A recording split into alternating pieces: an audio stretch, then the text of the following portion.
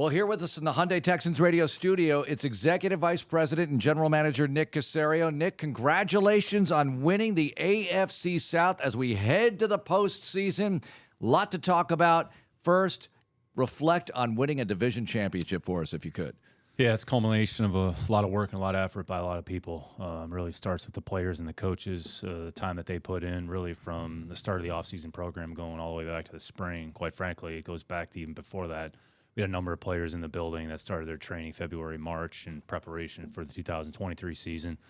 The coaching staff has done an unbelievable job getting the players ready on a week-to-week basis. We've given ourselves opportunities each week, put ourselves into position. And, I think the support staff and everybody that's involved in the football operation certainly has a hand in this. We've talked about that. So it's a culmination of a lot of work by a lot of different people to put the organization in a position that we're excited about the opportunity that's in front of us this weekend. So certainly grateful and thankful. Nick, we couldn't have had more polar opposite feelings in games against the Colts because after week 2, we're all looking around going, boy, I didn't expect that. I thought we were probably in much better shape. That was not representative of us, but, man, oh, wow. And that was just such a kick to the junk, if you will. Week 18, holy cow, we're going to the playoffs. Everybody celebrated in the locker room. When and at what point did you kind of feel like, you know what? I think we got something here. Did you ever kind of – I know you never really stop because you just go from one game to the next, but did you ever kind of have this moment of, you know what, I think we got something? Yeah, really, I think when you kind of evaluate your team and look at your team during the course of the spring and during the course of training camp and you try to look at the roster composition, we felt we'd have an opportunity to be competitive. We had a combination of some young players who had played some snaps, who had been with the program here for a year or two, and then we'd signed some players in the offseason that had experience in other programs and winning programs. And in the end, it comes down to just the week-to-week sort of your execution and your ability to improve. You're looking for improvement in your team early in the season, and then can you maintain that over the duration of a long year? I mean, it's 18 weeks, it's 17 games, so it's a long season. There's a lot that can happen. You really try not to waver either way, not get too high, not get too low, and just understand the challenges that are in front of you on a week-to-week basis. And the players had the right mindset and the right attitude, and really starts with D'Amico and the way that he articulate the vision and the message on a week-to-week basis. His consistency was impeccable, and I think the players felt that, and I think the players, it resonated with them, and they responded in kind, and, that's the reason where we are here today. Not to get overly metaphysical here, Nick, but it's so positive around here. You feel that. And I think it's reflected in winning these close games. You had 10 games come right down to the wire. You won 7 of those, and that's a huge difference in the record of the season. Yeah, these games are about execution and belief. So do you believe that you can actually win a game if you do the right things? And then can you go out there and actually execute? And if you saw us play during the course of the year, we essentially were in every game. We gave ourselves an opportunity. We're in position. And sometimes the ball bounced our way, and other times we didn't do enough, and the other team made more plays than we did. But other than a few games like we talked about, like we gave ourselves an opportunity each week, and that goes back to the players and their work and their preparation and their focus, and it's a credit to the coaching staff for putting the team in that position each week. So and I think the players saw that, and I think they felt that. And I think it's really just show up with the right mindset, be consistent, have a good work ethic, have a right mentality.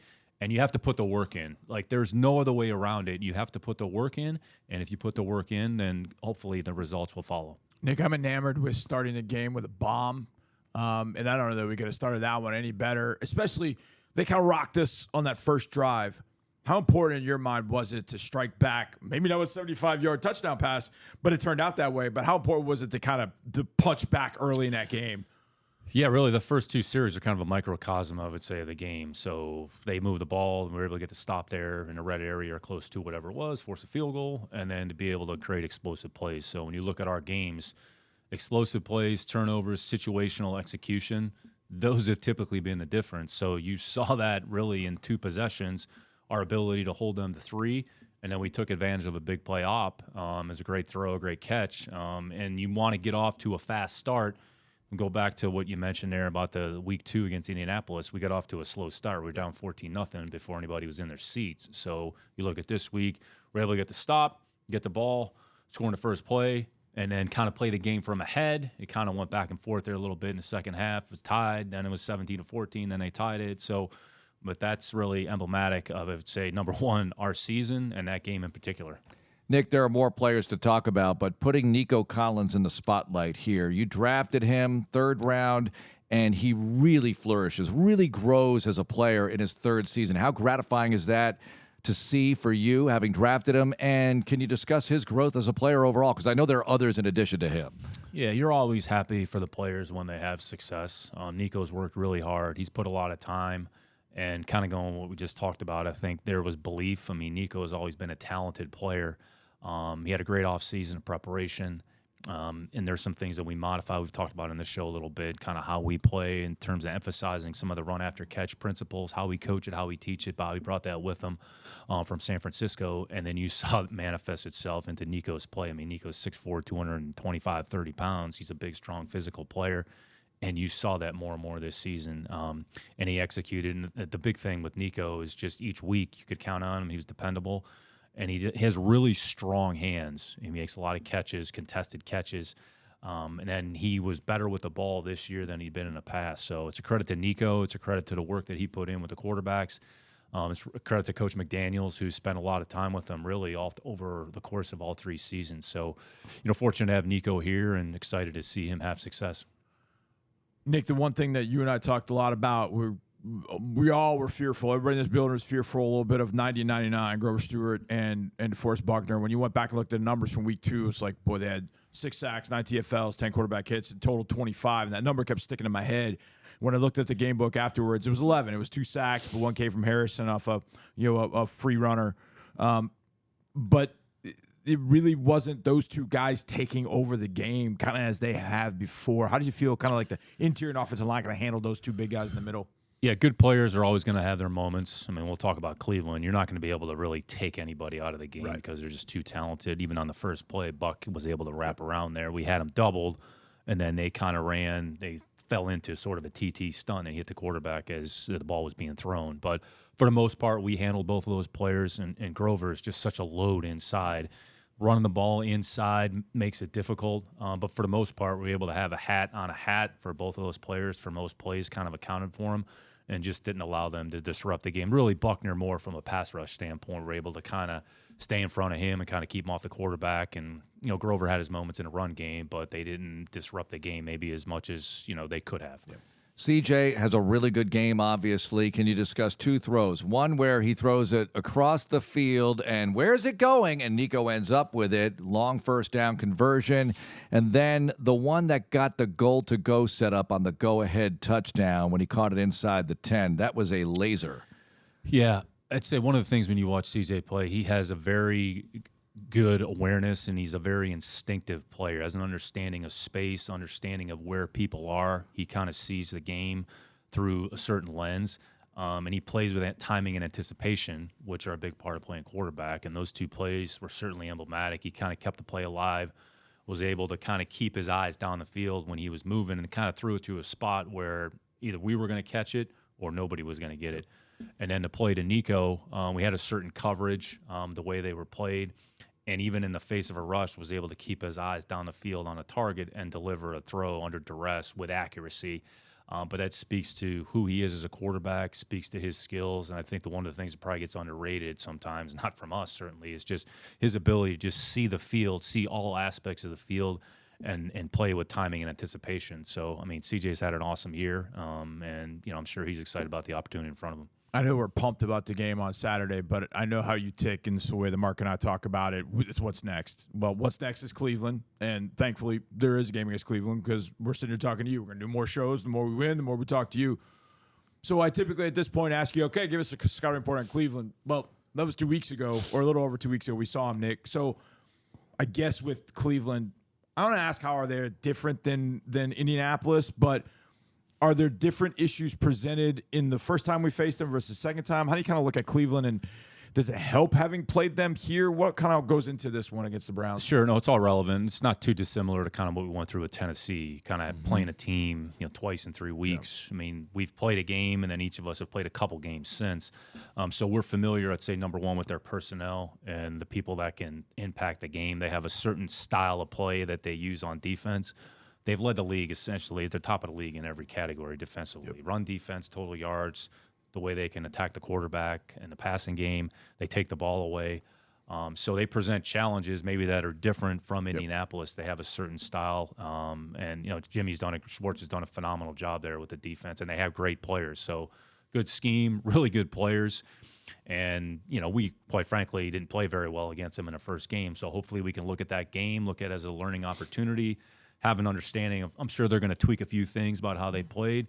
But overall, we understand the challenges that we're going to face. I mean, defensively specifically, they're good at all three levels of the defense. Good on the edge, good inside. I'd say one of the best young linebackers in the league in JOK, and three really good corners, arguably three starting caliber corners. At that point with JOK, how do you consider him? Are there certain players? We talk about this a lot of times offensively. Like when you face a Kelsey, like is he a receiver? Is he a tight end? You kind of don't know. How do you look at JOK? Yeah. Because he plays linebacker, but he's got safety traits. How do you kind of consider him? Yeah, JOK is a football player. They play him at linebacker. He plays in the bubble. Notre Dame, he played detached from the formation, so you could call him a hybrid safety, linebacker, nickel. He's a little bit more in the box.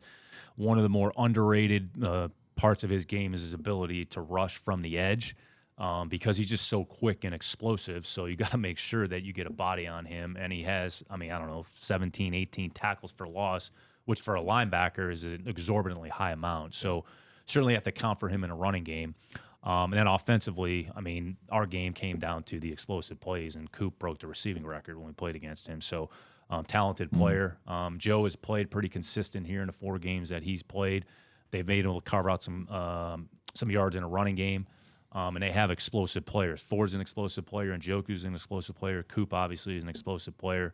And Kevin does a great job as a play caller. And they present some challenges and issues in the kicking game as well. So we're familiar with the team. I think we just have to go back and kind of see some of the things that popped up during the game. Maybe there were some opportunities that we missed, and what are some of the things we might be able to do this week to take advantage of kind of what happened in a previous game. We've talked before about how this is the year of the backup quarterback. Does Flacco change the thinking even more? Hey, who's on their couch at home who could possibly help us if a team needs a quarterback late in the season or whatever the case may be? He's defying logic and all rational thought, it seems. Yeah, you can call Joe a backup quarterback, but Joe's starting quarterback. He's been a really good starting quarterback in this league for a long time, and sometimes it's just the way it goes. There's reasons players are on teams, players are off teams. Kind of have to look at your situation, figure out what makes the most sense. But, credit to Andrew and Kevin for being able to identify Joe and bring him in and get him to play at the level that he has. He's certainly been a big part of their team, a big part of their offense here, and he's helped them win games, which speaks to who Joe is as a player. Nick, you've been part of a lot of really big games, and the biggest that the NFL has to offer. There are some guys in the locker room that played in the playoffs. You got some young dudes that have not been in the playoffs. What would be kind of your advice to the guys as it pertains to going and playing a game of this magnitude? Like, hey, it's the playoffs. 18 teams are home. 14 are still here. I would think there's a tendency to be like, how do you kind of keep everybody relaxed and ready to go? Yeah, you should be excited about the opportunity and embrace the opportunity that's in front of us and understand that there's challenges, but don't do anything that you haven't done to get you to this point. We've won 10 football games this season. Mm-hmm.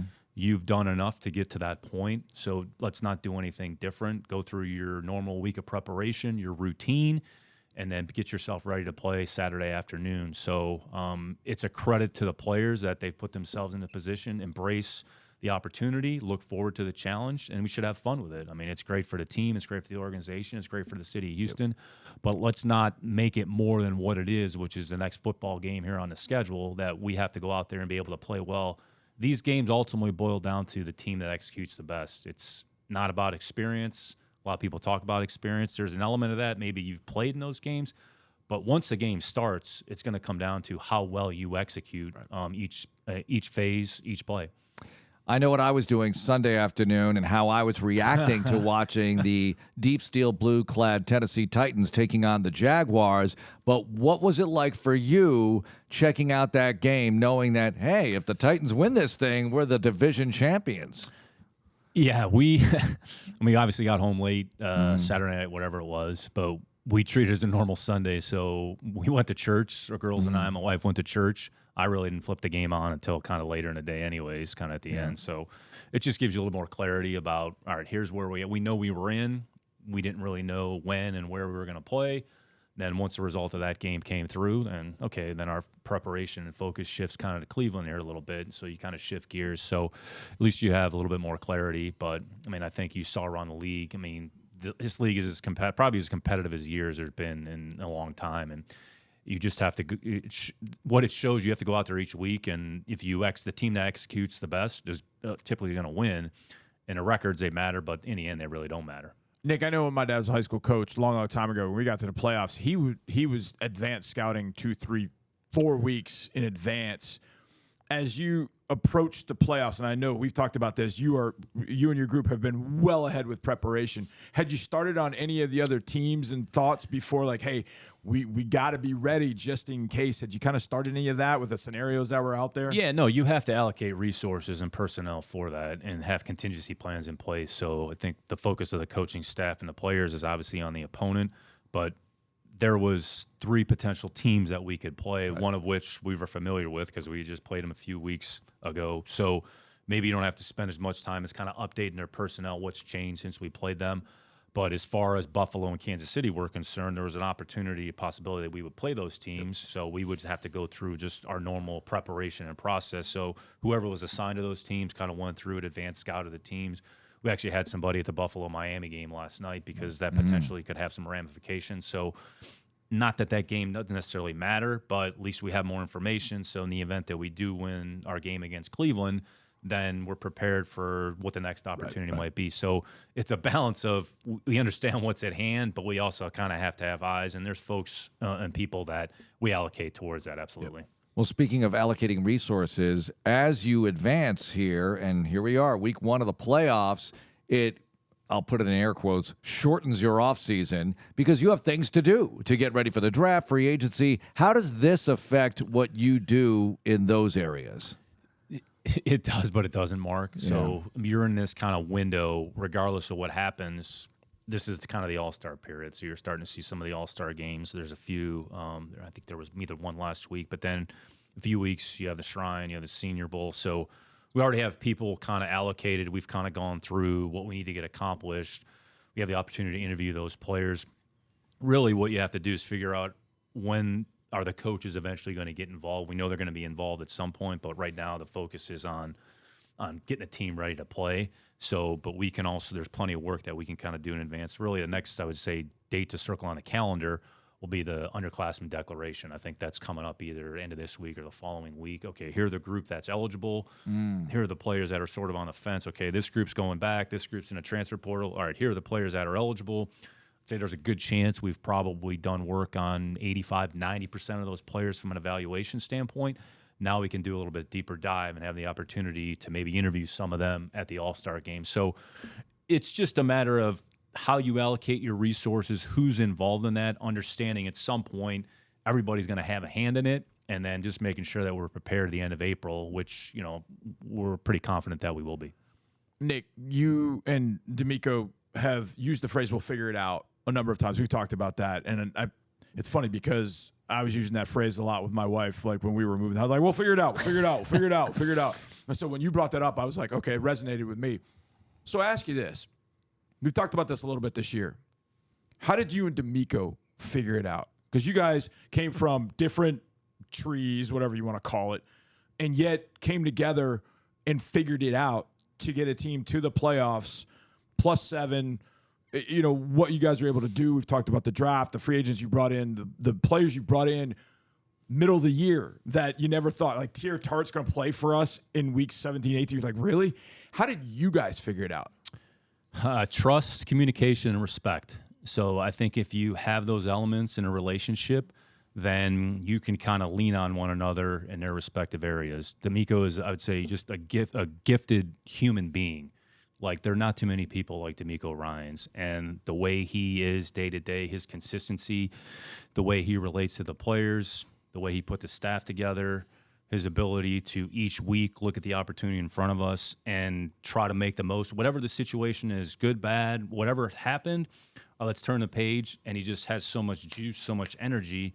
And you have to be able to lean on each other and know kind of when to push, when to pull back, when to insert. But regardless of what's going on, there's always open dialogue and communication. So when it comes to players coming on and off the team, his input is as important as anybody. So we're not going to just bring players in a vacuum. So here's a situation. So part of my responsibility is to understand what are our options. Here are some contingencies. Here are our well, if we do this, well, then the trickle-down effect is this. So I think we've been open and honest with each other. The utmost respect and appreciation, admiration for him, for the job that he's done. I mean, he's earned everything. He's put the team in the position that we're in. Can't say enough great things about the job that he's done, and certainly appreciative of the relationship that we've been able to cultivate here through, however many months we've been together. Yep. Nick, as we air this on radio, one more for you. It's Wednesday, also known as Wayback Wednesday. So let's go way back here. The Wayback Machine. We're in the playoffs. Do you have a playoff memory to share with us from John Carroll as you were the signal caller, the field general? Wow, I didn't realize we were going there. We went way back. Yeah. So it's funny. My fondest memory probably our 97 team. So we qualified for the playoffs. And then we played Hanover College in the first round of the playoffs, and we were fortunate enough to win that game, and that was the first playoff win in the school's history. Wow. Ooh. Really? Yeah, it was the first playoff win in the school's history, so certainly grateful and thankful to be a part of that. Don Shula did not win a playoff game at John Carroll? Threw a touchdown pass to Josh McDaniels in that game on a red area fade on the left. So, so people have fun with that. And then it's funny now, but at the time it wasn't. So once you qualify for the postseason, there's random drug testing that takes place. So after the game, X number of players, they grab you. So I was selected for the post-game drug testing. So I had been drinking Gatorade and throughout the course of the game. So the test wasn't registering. So, and if you can't register a test in any form, then they count it as a negative or positive, and then you wouldn't be able to play the next week. So we finished the game whatever time in the afternoon, so the rest of the team left. So I had to stay back in Hanover with the trainer, and it took 6 hours before they were able to say, you're all set. This is a good sample. So stayed with the trainer, drove back. It's like a 5-6 hour drive. I think I got home at like 1:30, 2 o'clock in the morning from the playoff game. Was able to play next week. Now we got our ass kicked the following week against Mount Union, but because you didn't have any sleep. Wait. Gosh. But yeah, so that's, I would say, my fondest playoff memory. I thought you were going to say you ate a poppy seed muffin like on Seinfeld, something like that. Yeah, exactly. Nick, thanks a lot. Good luck this week. Thanks, fellas.